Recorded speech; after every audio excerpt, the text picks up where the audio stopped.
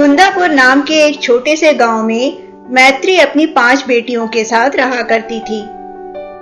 पति के गुजर जाने के बाद मैत्री लोगों के कपड़े सीकर अपना गुजारा कर रही थी। मैत्री, ओ मैत्री, मेरा पेटीकोट सिया तूने? ये लो ताई, तुमने जैसा कहा था मैंने वैसा ही सिया है। अरे हाँ हाँ, वो तो मुझे पता है, कपड़े तो तू बहुत अच्छा सीती है। ताई, कहीं और भी कपड़े सिलाई के हो तो बता देना, इतने कम में बड़ी मुश्किल से ही गुजारा हो पाता है। हाँ मैत्री, मुझे पता है, इतनी कम आय में 5 बेटियों का गुजारा करना बड़ा ही कठिन है। देखती हूँ, कोई काम होगा तो तुझे जरूर बताऊंगी। माँ, बड़े जोरों की भूख लगी है, कुछ खाने को दे दो। अरे कहाँ से आ रही हो तुम लोग मटर गश्ती करके? जाओ चुरकी मुर्गी को भी बुला ले आओ। अरे मैत्री, मैं अपनी परी को पास के शहर ले जा रही हूँ अच्छे अच्छे झूले झुलवाने। चाहे तो तू भी अपनी बच्चियों को भेज दे। ठीक है ताई, ले जाइए। देखो बच्चों, सब लोग ताई का कहना मानना।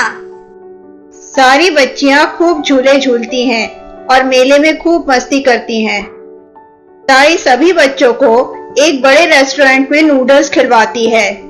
पता है माँ, हमने वहाँ क्या खाया? लंबे लंबे केचुए। हट पागल, उसे नूडल्स कहते हैं। माँ, हम लोग को नूडल्स बहुत पसंद आए। ताई हमेशा परी के लिए घर पे बनाती है, हम भी वहाँ जाकर खा लिया करेंगे। अब आए दिन लड़कियाँ ताई के यहाँ नूडल्स खाने के लिए पहुँच जाती। मेरे घर को क्या तुम लोगों ने होटल समझ रखा है, जो आए दिन नूडल्स खाने चली आती हो? चलो भागो यहाँ से। बेचारी दुखी लड़कियां घर वापस आ जाती हैं। तुम लोग दुखी मत हो मेरी बच्चियों, मैं पूरी कोशिश करूंगी नूडल्स बनाने की। मैत्री नूडल्स बनाने की कोशिश करती है, पर उससे अच्छे नहीं बनते। तुम लोग जरा खाकर बताओ, कैसे बने हैं नूडल्स? माँ, ये तो बड़े बुरे हैं, तुमने ये क्या बना दिया? तू चुप कर चुरकी। नहीं माँ, बहुत अच्छे बने हैं। मैं अपनी बच्चियों के लिए तो कुछ भी नहीं कर पाती हूँ। अब तो सर्दियाँ भी आने वाली हैं, उन लोग के लिए पहनने और ओढ़ने के लिए क्या इंतजाम करूँ?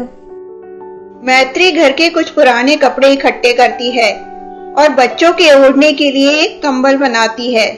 चलो चलो घर चलते हैं, कितनी तेज हवाएं चल रही हैं, मुझे तो बहुत जोरों की ठंड लग रही है। अरे देखो तो उस बुढ़ी अम्मा को, उसे ठंड के मारे चला भी नहीं जा रहा।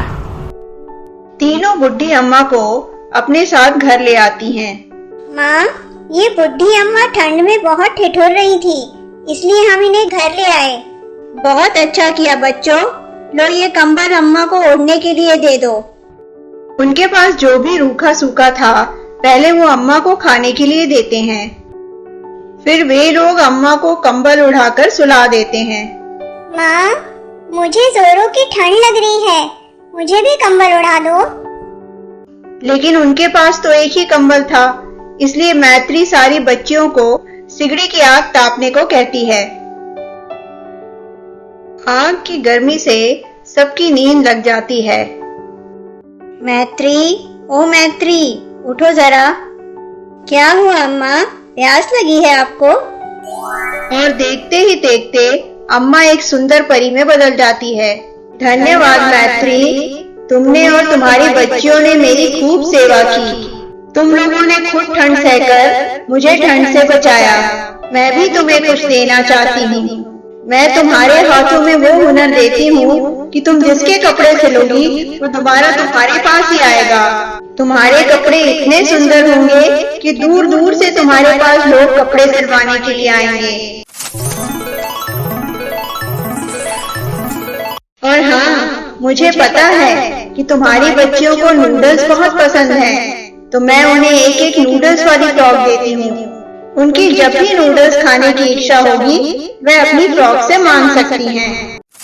और देखते ही देखते परी अपनी जादू से 5 नूडल्स की फ्रॉक दे देती है। अचानक ही मैत्री की आंख खुल जाती है और वो देखती है कि उसकी 5 बच्चियां नूडल्स की फ्रॉक को देखकर बहुत खुश हो रही हैं। 5 जन फ्रॉक पहनकर नूडल्स मांगती हैं और देखते ही देखते उनके सामने नूडल्स आ जाते हैं। परी का कहा सच हो जाता है। मैत्री इतने सुंदर कपड़े सिलती है कि लोग दूर दूर से उसके पास कपड़े सिलवाने आते हैं। सिलाई की कमाई से मैत्री अपने बच्चियों के लिए एक बहुत बड़ा घर ले लेती है, जिसमें सारी सुख सुविधाएं होती हैं और वे लोग खुशी खुशी रहने लगते हैं। एक समय की बात है, भवानीपुर नाम का एक कस्बा था। उस कस्बे में रणबीर सिंह नाम के एक जमींदार अपनी पत्नी वसुंधरा और बेटी सलोनी के साथ रहा करते थे। बेटा ना होने की वजह से उनकी माँ ने उनकी शादी ज्वाला नाम की एक दूसरी औरत से करा दी और उसके भी एक बेटी ही हुई जिसका नाम चंचल था। हर बात में दादी चंचल का ही पक्ष लिया करती, क्योंकि चंचल देखने में बहुत सुंदर थी और सलोनी बहुत काली। पर रणबीर सिंह सलोनी से बहुत प्यार करते थे। दादी और ज्वाला दोनों मिलकर वसुंधरा और सलोनी पर खूब अत्याचार करते थे। वसुंधरा, मुझे पता है कि ज्वाला और माँ का रवैया तुम्हारे प्रति अच्छा नहीं है, पर मैं माँ को कुछ बोल नहीं सकता। आप परेशान मत होइए जी, मुझे माँ जी से कोई शिकायत नहीं है। एक दिन जमींदार घोड़े की सवारी करते हैं, पर कुछ दूर जाने पर घोड़ा बिदक जाता है और सरपट भागने लगता है और जमींदार को गिरा देता है। इस दुर्घटना में जमींदार की दोनों टांगे खराब हो जाती हैं और वह अपाहिज हो जाते हैं। बेटा, ये क्या हो गया तुझे? तू चिंता मत कर, हम बड़े डॉक्टर को दिखाएंगे। हर समय सलोनी और वसुंधरा ही जमींदार की सेवा किया करते। बाकी तीनों खुद में ही व्यस्त रहते और जमींदार का कोई ध्यान नहीं देते।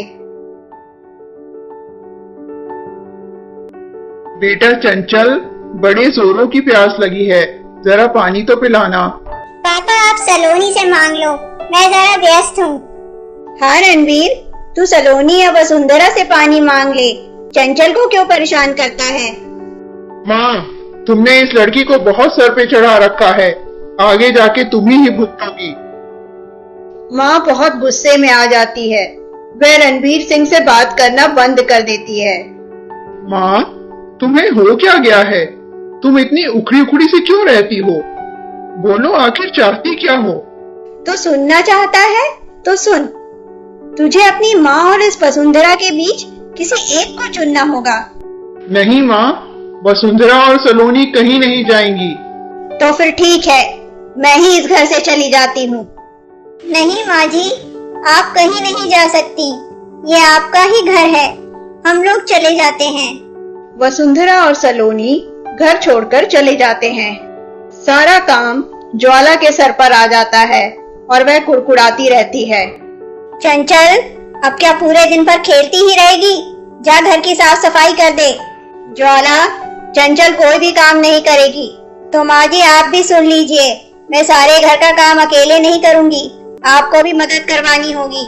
मैं वसुंधरा भाभी नहीं हूँ जो सारे समय चक्री की तरह लगी रहे।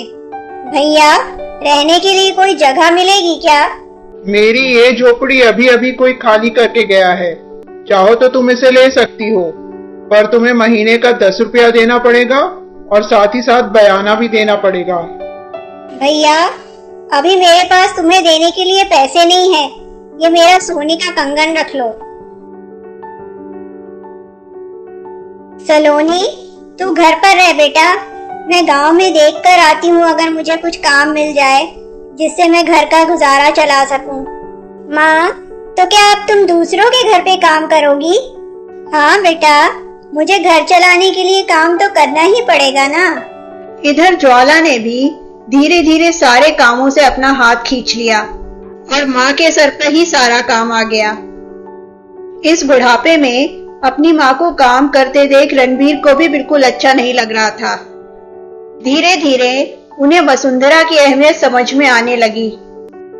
इधर वसुंधरा को एक बड़े घर में झाड़ू पोछे का काम मिल जाता है। उस घर की मालकिन बहुत ही गुस्सैल थी और वसुंधरा से बहुत सारा काम लिया करती थी। एक दिन वसुंधरा तबीयत खराब होने की वजह से काम पर नहीं जा पाती है। ये बात बताने सलोनी वसुंधरा की मालकिन के यहाँ जाती है। ये लो तुम्हारी माँ का 15 दिन का हिसाब, अब उससे कहना दोबारा यहाँ ना आए। उन पैसों से सलोनी अपनी माँ की दवाइयाँ और घर का कुछ राशन लेकर जाती है।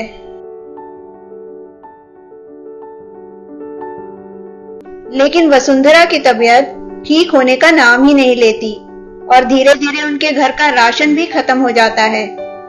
बारिश रुकने का नाम ही नहीं लेती, फिर भी सलोनी खाने और दवाइयों का इंतजाम करने के लिए बाहर निकलती है। जैसे जैसे वह आगे बढ़ती है, बारिश की वजह से अंधेरा होने लगता है। तभी अचानक बारिश रुक जाती है और उसे तेज रोशनी दिखाई पड़ती है।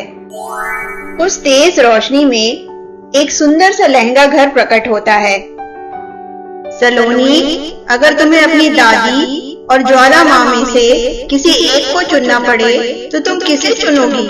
चुनने का तो प्रश्न ही नहीं उठता, क्योंकि वे सभी मेरे अपने हैं और मैं सबसे एक जैसा प्यार करती हूँ। शाबाश सलोनी, तुम्हारे जैसी बेटी भगवान सबको दे।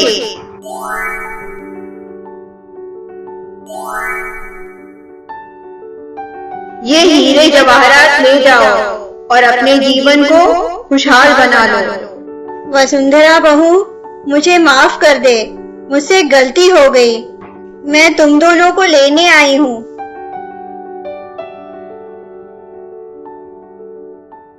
सलोनी अपनी दादी को देखकर बहुत खुश होती है और उन्हें सारी बात बताती है। दादी उन दोनों को अपने साथ घर ले आती है। वाह माँ जी, आखिर आप वसुंधरा भाभी को वापस ले ही आई। ये बहुत अच्छा किया आपने।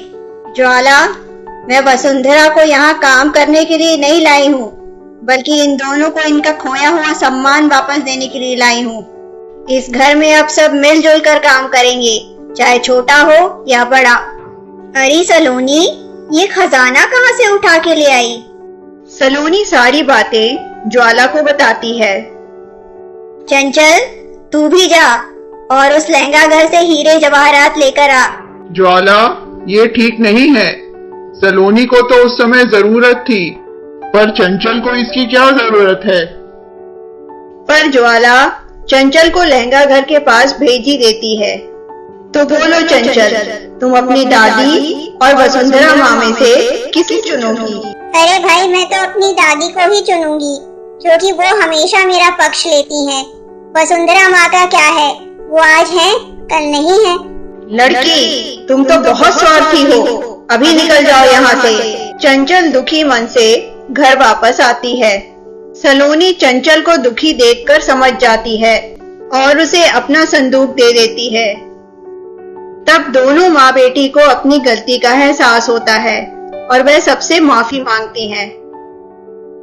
इसके बाद उनका सारा परिवार खुशी खुशी रहने लगता है।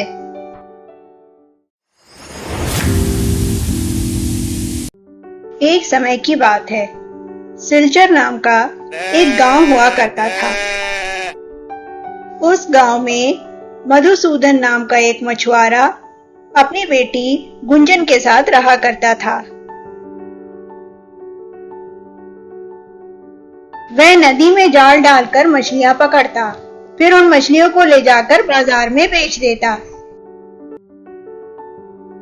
मछली ले लो, मछली, ताजी ताजी मछली।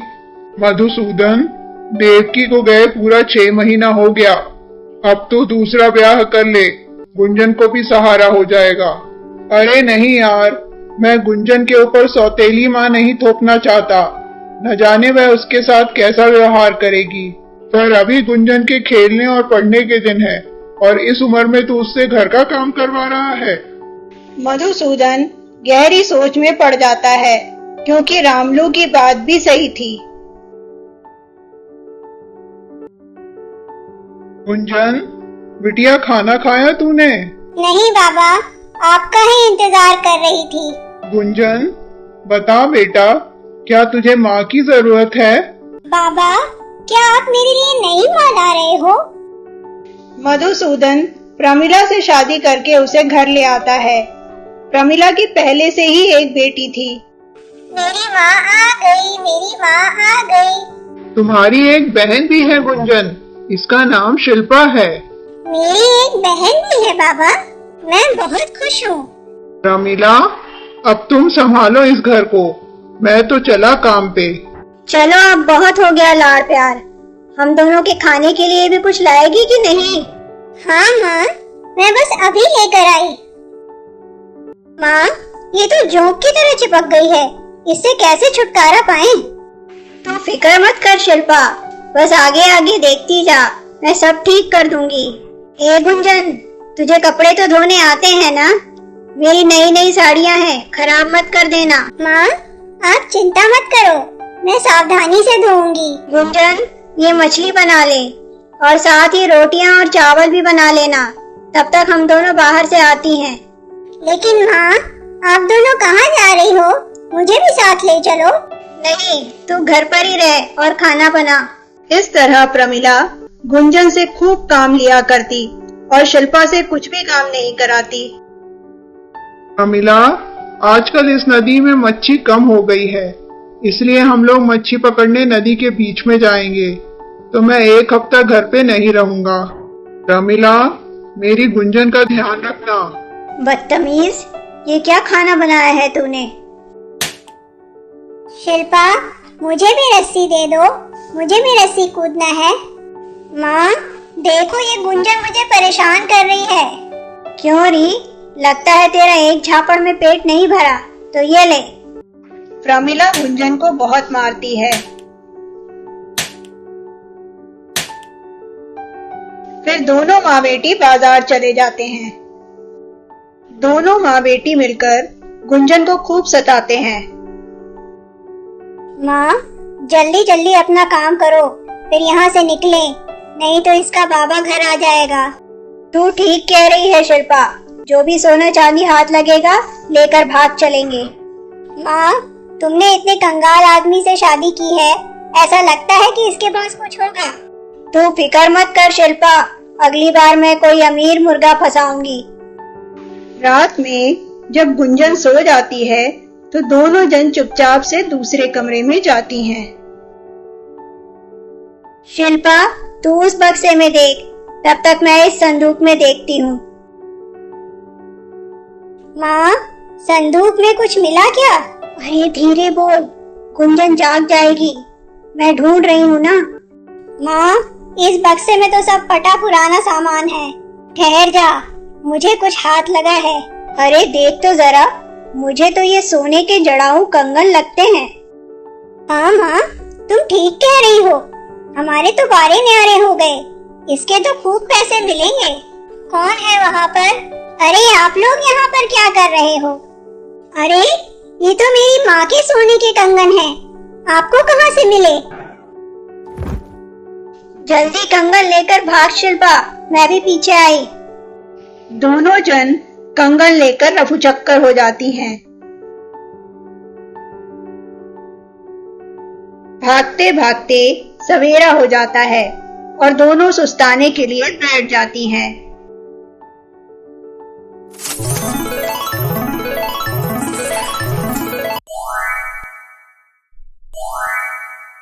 दुष्टों, मैं कोई ऐसी वैसी कंगन नहीं, एक जादुई कंगन हूँ।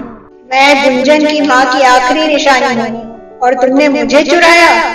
इसकी सजा तो तुम दोनों को भुगतनी ही पड़ेगी। हमें माफ कर दो जड़ाऊ कंगन, आगे से हम ऐसा कभी नहीं करेंगे। पर कंगन उन दोनों के पीछे पड़ जाता है।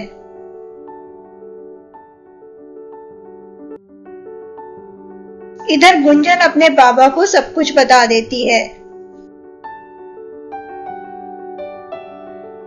भगवान के लिए हमें इस कंगन से बचा लो, आगे से हम ऐसा कभी नहीं करेंगे, हमें माफ कर दो।